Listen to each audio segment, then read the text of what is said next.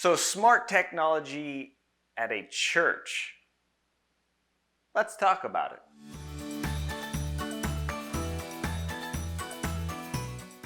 Hey guys, welcome back to the Gross Tech Show. My name is Josh, and today we're going to be talking about, like I said before, smart technology in a church. I think this is one of the biggest, I'd hate to say markets, that smart technology is not being used, but is hugely applicable to be used in and really will benefit the church. You look at smart home technology. It, of course, is in your home. It's been in businesses for a long time, be it automations, lighting, and things like that. But in churches, technology really isn't one of the big key features in churches. But I think after today, you'll see why it should be. So I've got some key things that I want to show you and talk to you about why I think these specific items should be and would benefit being in a church. So let's take a look at them. So the first thing and the most important thing, I think, in my opinion, where smart technology would be good is lighting. I mean, look at how many lights are just in an auditorium alone, not even talking about all the other areas in the buildings that you have that are going to be needing to have turn on, turn off, or just left on, or you forget to turn off when you leave.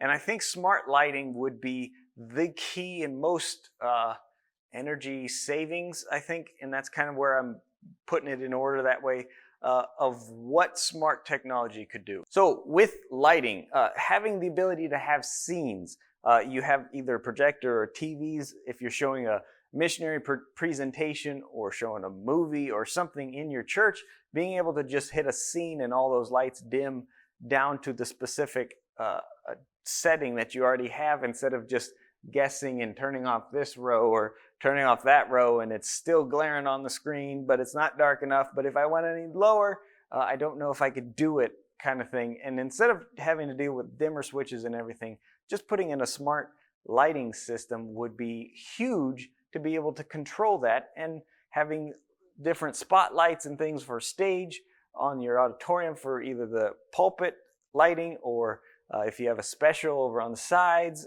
things like that, having that ability and be able to set up scenes would be tremendously helpful. Of course, the other thing with, like I said, with all the other lights you have in the building, having the ability to have either proximity awareness or motion sensing to where the lights turn on when you come into the rooms and turn off when you leave the room. So that way you're not dealing with having to have all these rooms always on the entire time while you're either using the building or when you're not using the building. Of course, the last thing that I think smart lighting would be helpful for is if you're the person that leaves and shuts everything down, to be able to just do one thing and it shuts all your lights off, or just the ones that you need to be off, and leave your security lights on, that is tremendously helpful. Being a person that is usually the last one to leave, having to do this and make sure these lights are out and go to that wing and see if those lights are off and go to this wing and make sure those are off. If I have a smart button that I can just hit and know that all the lights that need to go off are off, would be tremendous. And to be able to do that would be, I just think it would be very helpful for not just the person, but to know that the lights are off. So the next biggest thing and item that I believe a technology smart-wise for a church is a smart thermostat. Now, this is the Nest. You can have Ecobee. You can have Honeywell. There's a ton of different smart thermostats out there, but I think this is, which is why I put it at number 2, the second most important thing a church can really not only have for saving money-wise, but have for using and being the most useful for churches. So first off, of course, being able to schedule when the heat and air come on and off is huge. Having that ability, whether it's here at the thermostat or on your phone or wherever you're at, being able to do that with having a building, a large building that you use Sunday. Our church, we use Wednesday night, and we use Saturday mornings for going on visitation. So you've got 3 types of days that you use it. The other days, you don't really need to have it hot or cold or be temperate with nobody being here. So having a scheduling ability is huge to be able to lower your energy cost and lower your having to have the thing heat up and cool down and heat up and cool down, or just stay hot or stay cold for the entire week. That saves you a lot of money there. The other aspect of a smart thermostat, which is really nice, is to be able to say, okay, I'm having a meeting or going to church, instead of having somebody have to get here early and set your thermostat to start the warm up or start the cool down process. So that way when people do get here, it's already nice and temperate for them. You can do that from your phone. You can do that before you're even scheduled to be there. So that way, like I said, when you get here, it's already set. Of course, that can be done with the scheduling feature, but again, if you've got random meetings or things like that that the normal schedule does not is not programmed for, you can do that on the fly.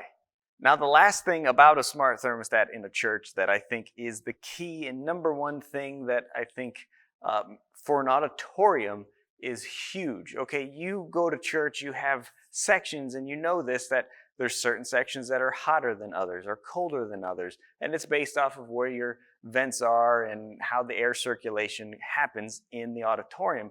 And being such a large room, having one thermostat, one temp sensor, makes it very difficult to deal with that large of an area. So this would be, to me, the biggest place to be able to use temp sensors, and having those remote sensors placed around the auditorium in those areas allow you to have a more even average temperature for everybody in the auditorium. So I think that's why I think that a smart thermostat is hugely important for a church. So another aspect of technology, smart home tech, would be, you guessed it, security cameras. We live in a day and age where it's very important as a church to be protect yourself, basically, with having security cameras, and not only ones that are hardwired, but you got ones that are wireless. You have the smart wireless options, the smart cloud feature, being able to send notifications to your phone, be able to record to the cloud. But this one is just the Real-Link DVR, NVR version that they have. And it's really nice because it has both the NVR system where it locally records all the footage.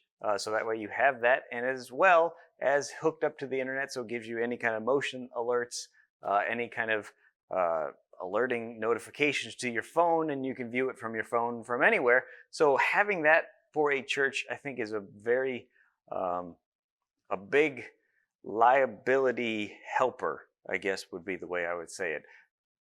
Kind of like the next thing we're going to talk about.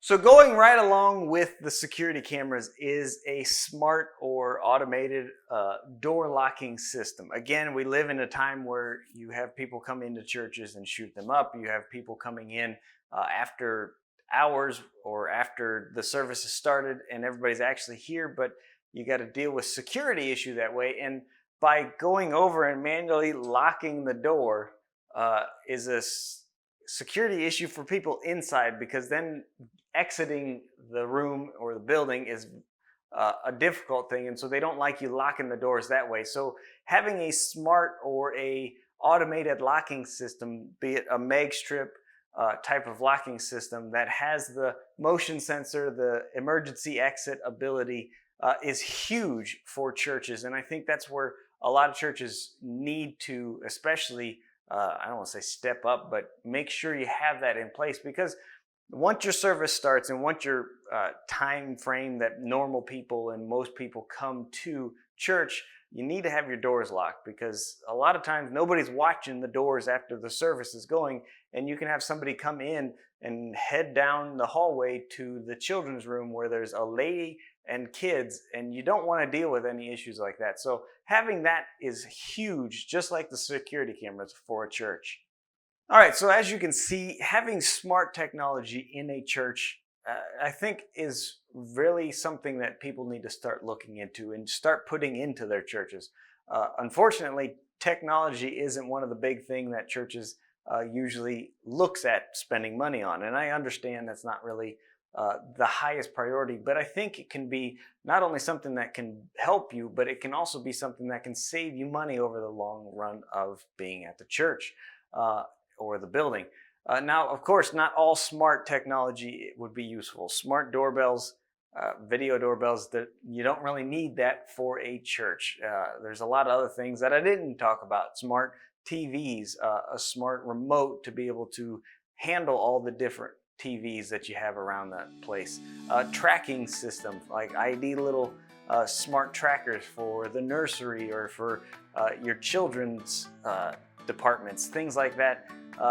So you have a lot of other options there. So might be something to look into. If you got any other ideas, let me know down in the comments below.